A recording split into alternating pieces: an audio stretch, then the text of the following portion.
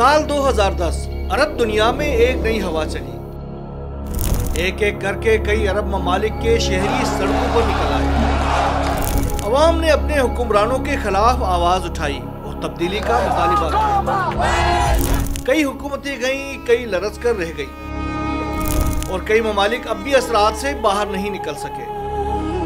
लेकिन क्या ये तब्दीली वाकई अमन और खुशहाली के लिए आई थी या ये सिर्फ तबाही का एक नया बाब था? इस तहरीक के किरदार कौन थे और इस तहरीक के मेमारों के मकासद क्या थे? आइए जानते हैं नाम निहाद अरब बहार की कहानी। अरब बहार या अरब स्प्रिंग की शुरुआत ट्यूनिस से हुई, जब 17 दिसंबर 2010 को ट्यूनिस के कस्बे सईदी बुज़ैद में एक अंधोनाक वाक़या पेश आया। हुआ कुछ यूं कि एक आला तालीम याफ्ता नौजवान तारिक मोहम्मद बूअज़ीज़ी तमाम तर कोशिशों के बावजूद सरकारी मुलाजमत हासिल न कर सके तो फाका कशी से तंग आकर बलाकर फलों की रेडी लगा ली। एक दिन एक खातून पुलिस एहलकार ने इस नौजवान को बत्ता देने से इनकार पर शदीद तशद्दुद का निशाना बनाया। बूअज़ीज़ी सरेआम अपनी बेइज्जती को बर्दाश्त न कर सका और खुद को आग लगाकर मौत को गले लगा लिया। उस वक्त बूअज़ीज़ी खुद भी नहीं जानता था कि उसके जलते बदन के शोले पूरे मशरिक़ वस्ता को जलाकर भस्म कर देंगे। खैर, ये वो लम्हा था जब ट्यूनिस के शहरियों का पारा हाई हो गया। मुल्क भर में शहरियों ने सड़कों पर निकलकर एहतजाज का सिलसिला शुरू किया, जो दिन ब दिन शदीद और मुतशद्दिद होता गया और एक बड़े अवामी तहरीक में बदल गया। 3 दहाइयों तक मुतलकुल अनान हुकूमत करने वाले सदर ज़ैनुल आबिदीन अली मुजाहिरीन के सामने न ठहर सके और बूअज़ीज़ी के मौत के महज एक माह बाद 14 जनवरी 2011 को सदर ज़ैनुल आबिदीन अली की हुकूमत गिर गई। अली फरार होकर सऊदी अरब चले गए। यूं ट्यूनिस से शुरू होने वाले अवामी एहतजाज ने आहिस्ता आहिस्ता तकरीबन पूरे मशरिक़ वस्ता को अपनी लपेट में लेना शुरू कर दिया। एहतजाजी मुजाहिरों ने सरजमीन अरब के दीगर ममालिक तक रसाई हासिल की और कई दहाइयों पर मुहीत आमरीतों का तख्ता उलट दिया। एहतजाज की इस तहरीक को अरब स्प्रिंग या अरब बहार का ये नाम मगरबी मीडिया ने दिया। दरअसल बहार का इस्तारा यूरोपीय तारीख में 1848 में यूरोप में इनकलाबी लहर के लिए इस्तेमाल हुआ था। यह लहर फ्रांस से शुरू हुई और पूरे यूरोप में फैल गई थी। अगर हम अरब बहार से मुतलिक इन एहतजाजात की टाइम लाइन को जानना चाहें तो वो कुछ इस तरह से है। एहतजाज का आगाज 17 दिसंबर 2010 को ट्यूनिस में हुआ, 24 दिसंबर को अलजायर में, 14 जनवरी को उर्दून, 17 जनवरी को ओमान, 25 जनवरी को मिस्र, 27 जनवरी को यमन, 28 जनवरी को जिबूती और सोमालिया, 30 जनवरी को सूडान, 14 फरवरी को बहरीन, 17 फरवरी को लीबिया, 19 फरवरी कुवैत, 20 फरवरी को मराकश, 27 फरवरी को लबनान, 11 मार्च को सऊदी अरब और 15 मार्च को शाम में बड़े पैमाने पर अवामी एहतजाज हुए। ट्यूनिस की सूरत हाल के बाद अलजायर, उर्दून और ओमान की हुकूमतों ने भी ऐलान कर दिया कि वो भी अपने यहाँ इस्लाहात करने जा रही हैं, बल्कि अगर जरूरत पड़े तो हुकूमतें भी तब्दील हो सकती हैं। यूं ये ममालिक बलाकर एहतजाजों पर काबू पाने में कामयाब रहे। जनवरी के आखिर में एहतजाज की लहर मिस्र पहुंच गई और देखते ही देखते हुस्नी मुबारक के आमराना हुकूमत के खिलाफ मुजाहिरों ने सड़कों को आबाद करना शुरू कर दिया। काहिरा के तहरीर स्क्वायर पर जमा मुजाहिरीन का बोझ हुस्नी मुबारक की हुकूमत न सह सकी और 11 फरवरी 2011 में हुस्नी मुबारक को भी इस्तीफा देकर घर जाना पड़ा।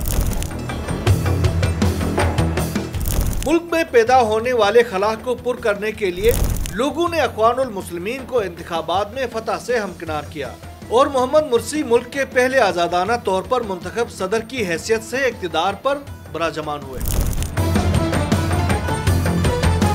सदर मुर्सी ने मुल्क को मजहबी रंग में ढालने की कोशिशें शुरू कर दी और हुस्नी मुबारक के नजरियात और मुल्क की सेक्युलर शनाख्त को खत्म करने पर काम शुरू कर दिया।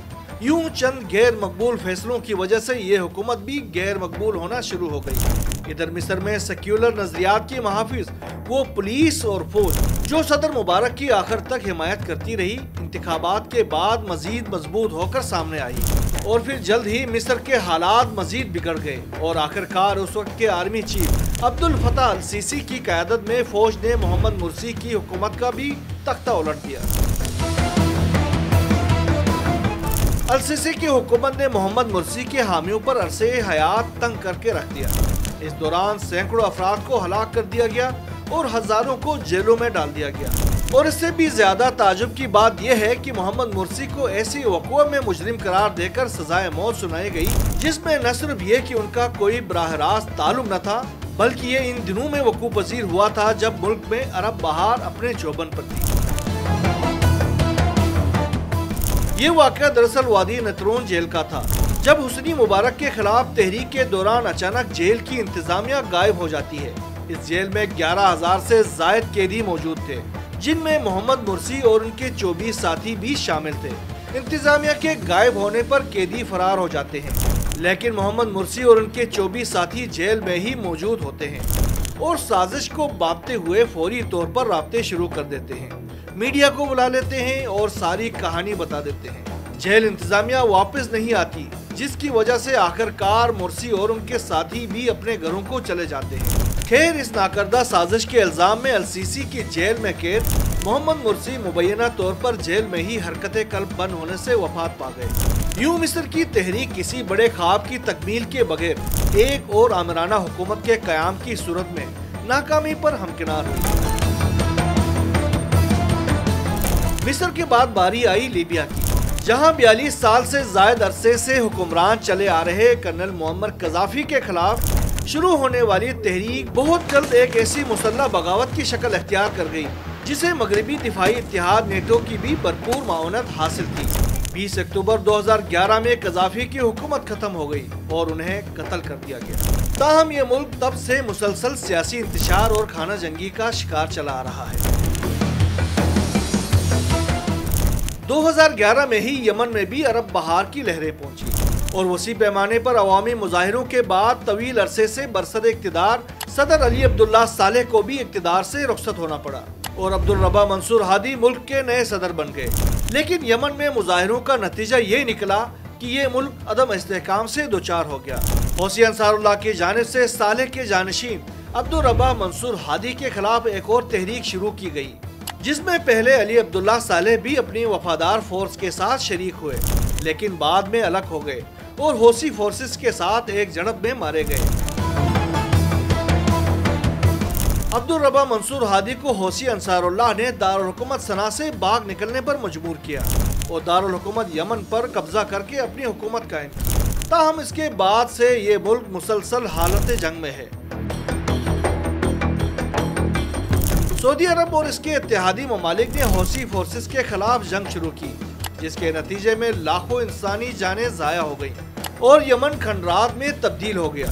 यूं एक ही साल के अंदर 4 मुतलकुल अनान हुक्मरान इस तहरीक के दबाव पर इक़्तिदार से बेदखल हुए।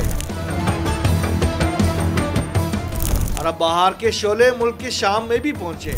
ताहम सदर बशार अल असद के खिलाफ शुरू होने वाले एहतजाजी मुजाहरे एक होलनाक खाना जंगी में तब्दील हो गए। सदर बशार अल असद ने खाना जंगी को आईनी हाथों से दबा दिया।